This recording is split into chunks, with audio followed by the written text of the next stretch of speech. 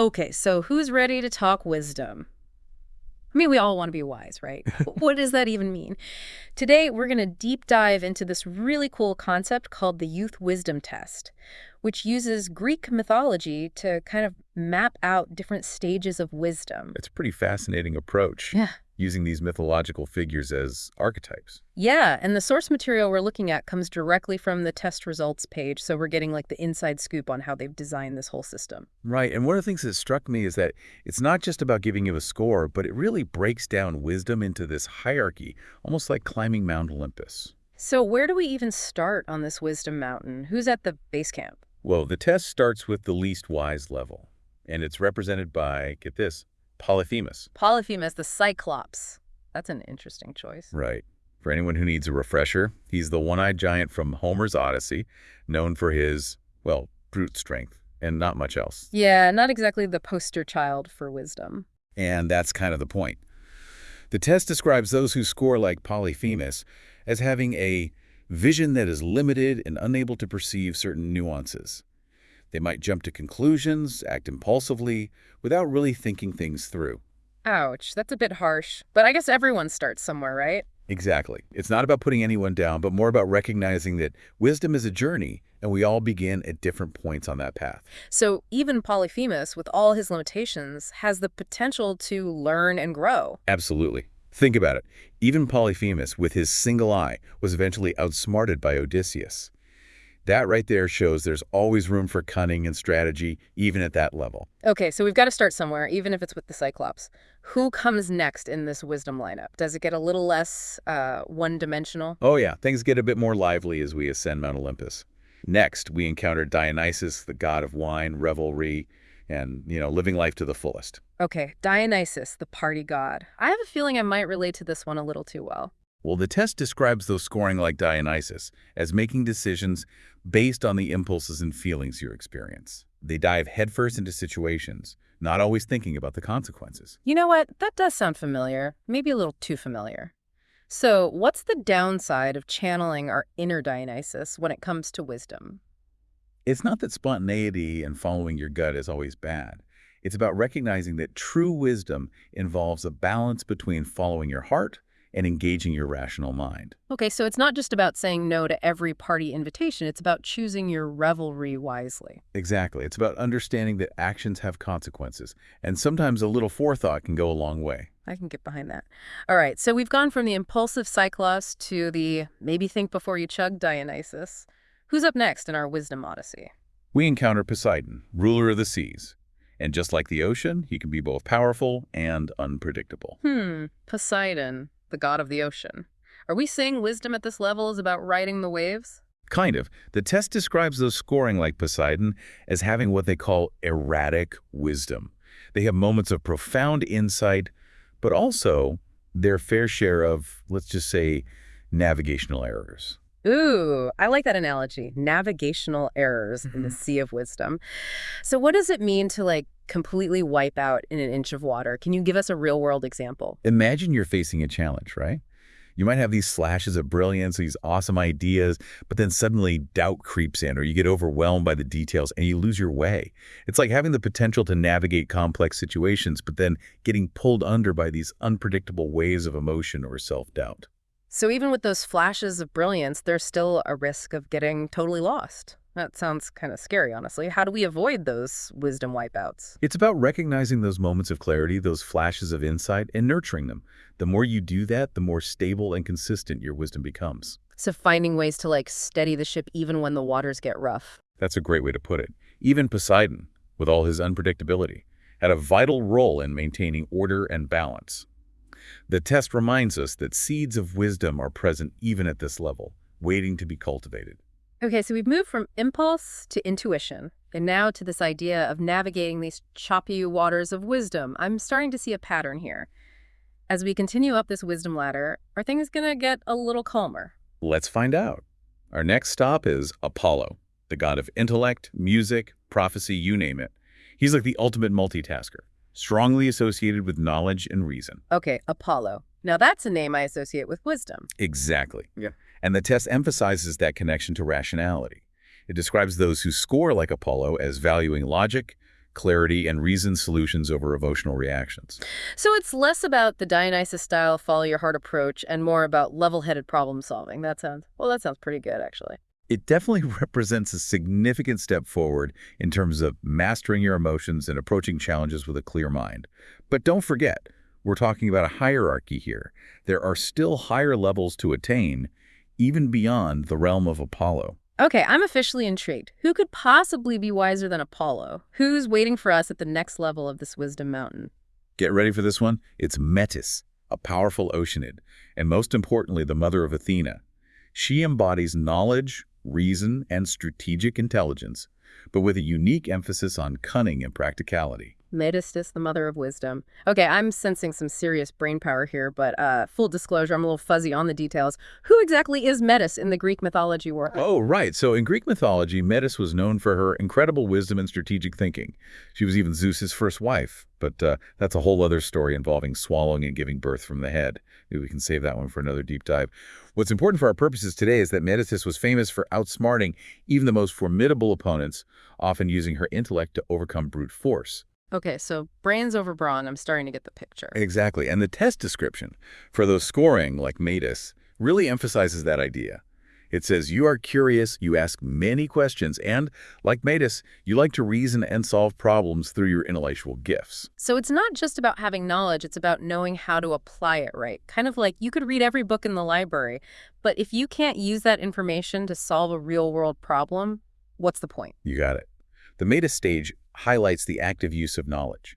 It's about asking the right questions, analyzing situations from multiple perspectives, and then coming up with a plan of attack.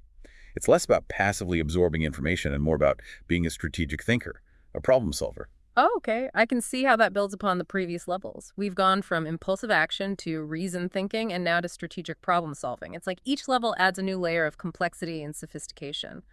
So where do we go from here? Who's next on this wisdom ladder? Well, if Metis represents the mother of wisdom, then our next figure embodies wisdom in its full, glorious form. Get ready for Athena, the goddess of wisdom, strategic warfare, and the arts. Athena. Now we're talking, if anyone's synonymous with wisdom, it's Athena. Exactly. Yeah.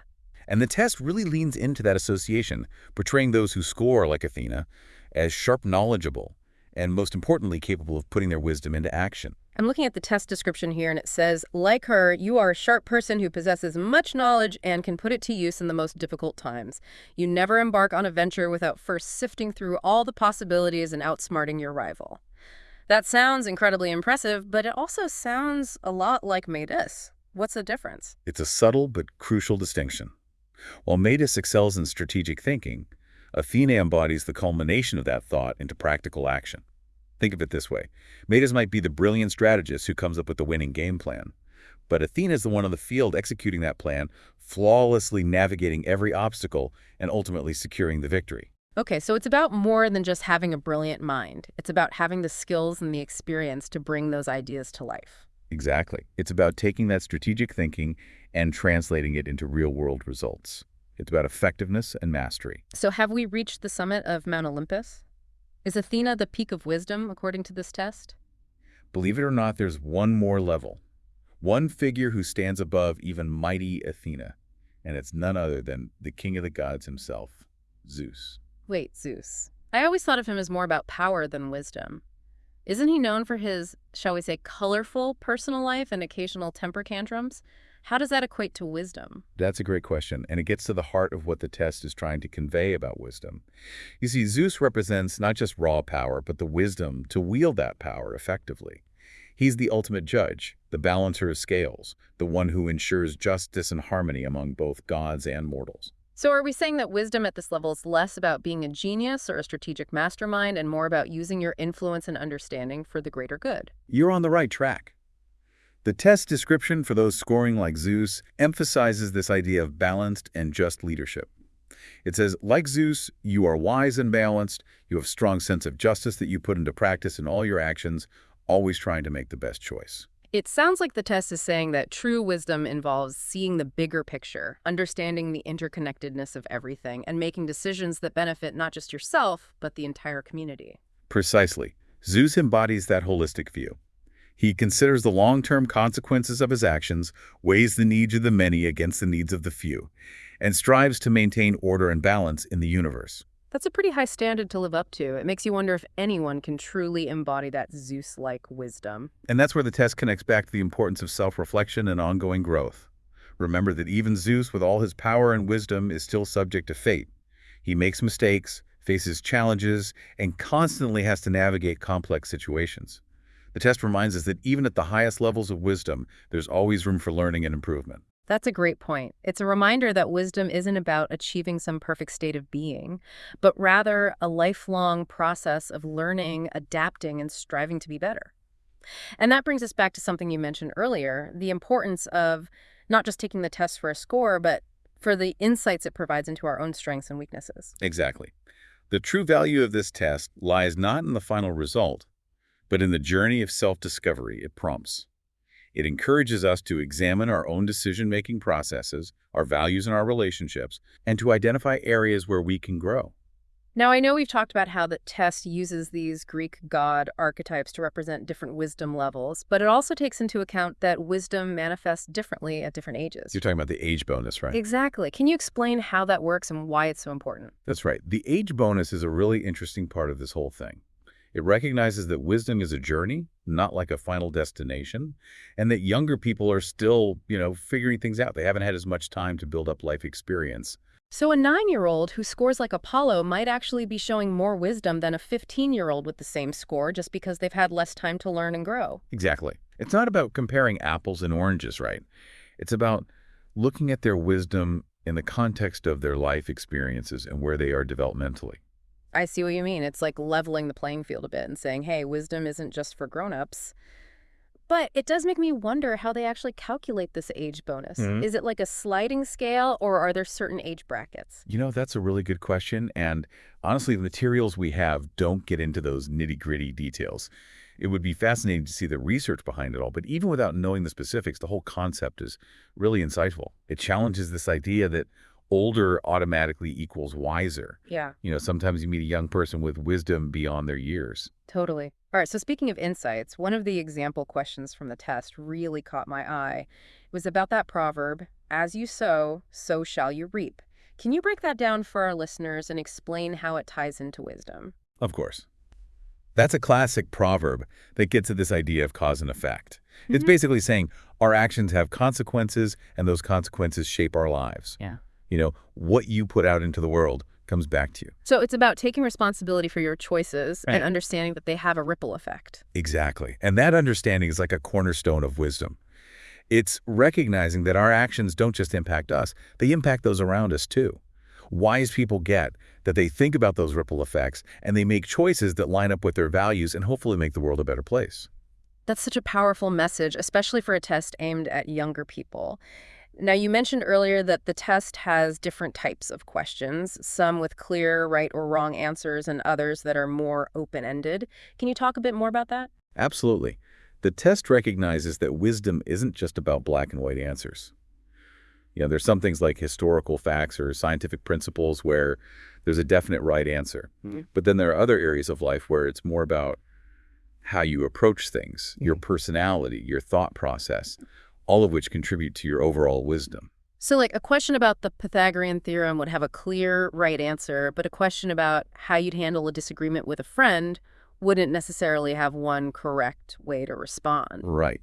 Those more open-ended questions are designed to dig a little deeper into how you think, how you make decisions in complex situations. It gives a glimpse into your individual and social maturity, which, as we've been talking about, are essential aspects of wisdom. So it's really about painting a complete picture of how you see the world and how you navigate it, not just how much trivia you can recall. Exactly. They're trying to capture the nuances of wisdom.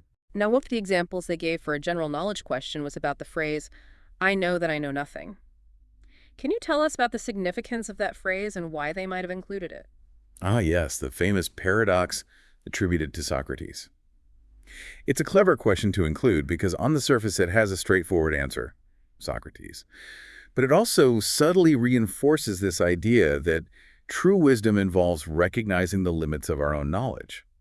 It's about being humble, being open to learning new things, always questioning and pushing the boundaries of what we know. It's a good reminder that even the wisest among us never stop learning. Exactly. And that brings us back to the heart of what we've been exploring. Wisdom isn't some static achievement.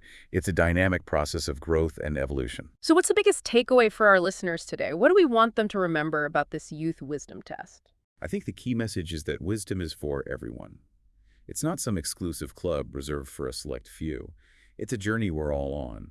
And this test, with its use of Greek mythology, gives us a fun and insightful way to think about the different stages of that journey. It encourages us to reflect on our own strengths and areas for growth and to embrace the ongoing process of becoming wiser. It reminds us that wisdom isn't just about book smarts. It's about how we use what we know, how we make decisions, how we treat others, and how we approach the complexities of life with a blend of intelligence, compassion, and self-awareness. And I think most importantly, it's about nurturing that spark of curiosity, that desire to learn and grow, no matter how old we are or how much we think we know. So well said. I think that perfectly encapsulates the essence of what we've been talking about today. Now, as we've seen, this test uses those Greek gods as archetypes of wisdom. But as we wrap up this deep dive, I want to leave you with a question. Who are your personal wisdom role models? What individuals, real or fictional, inspire you to think deeply, act thoughtfully, and live a life guided by wisdom? Maybe take some time to ponder that question and see what insights emerge. Thanks for joining us on this deep dive into the Youth Wisdom Test.